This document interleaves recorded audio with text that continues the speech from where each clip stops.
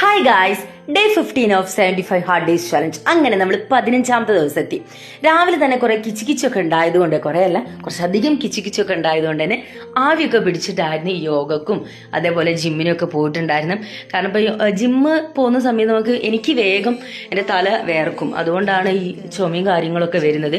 യോഗ അങ്ങനെ വേർക്കും കാര്യങ്ങളൊന്നും ചെയ്യാറില്ല. അങ്ങനെ രാവിലെ തന്നെ ജിമ്മിൽ പോകുമ്പോൾ എടുത്ത വീഡിയോ ഒക്കെയാണിത്.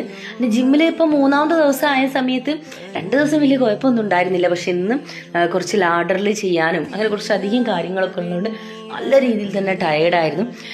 ദെൻ ഇന്നലെ ഞാനൊരു വീഡിയോ കണ്ടായിരുന്നു, ഒരു ഹെൽത്തി മയണൈസ് ഉണ്ടാക്കുന്നത്. സോ രാവിലെ തന്നെ അത് ഉണ്ടാക്കാമെന്ന് വിചാരിച്ചു. 2 പുഴുങ്ങിയ മുട്ടയും 3 വെളുത്തുള്ളിയും 2 മുളകും അതേപോലെ ഒരു ലെമണുമാണ്. ഒരു ലെമണിന്റെ ഹാഫാണ്.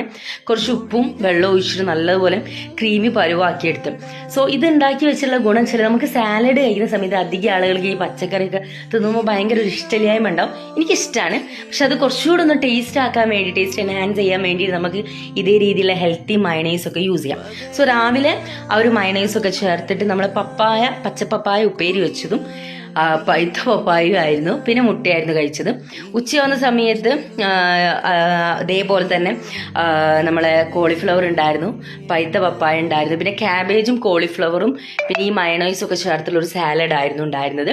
ദെൻ ഈ പുറപ്പൊക്കെ അതായത് റെഡി ആയിട്ട് ഞങ്ങൾ പുറപ്പെട്ടു പോകാമെന്നറിയും. പുറപ്പെട്ടു പോകുന്ന എങ്ങോട്ടാണെന്ന് വെച്ചിട്ടുണ്ടെങ്കിൽ ഒരു വിത്ത് തേടി പോവാണ്. ആശാളി വിത്ത്, ഹാലിം സീഡ് എന്നൊക്കെ പറയും.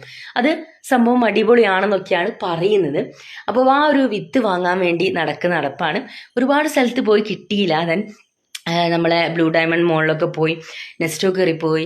അവിടെയൊന്നും ഈ ഒരു വിത്തും കാര്യങ്ങളില്ല. ബ്ലൂ ഡയമണ്ട് മോളിൽ പോയി ഞാൻ എപ്പോഴും ചെയ്യുന്നതാണ് ഈ ഒരു നമുക്ക് എന്താ പറയുക, ഒരു തെറാപ്പിന്നോ അല്ലെങ്കിൽ മസാജ് എന്നൊക്കെ പറയും, ഒരു അടിപൊളി എക്സ്പീരിയൻസ് ആണ്.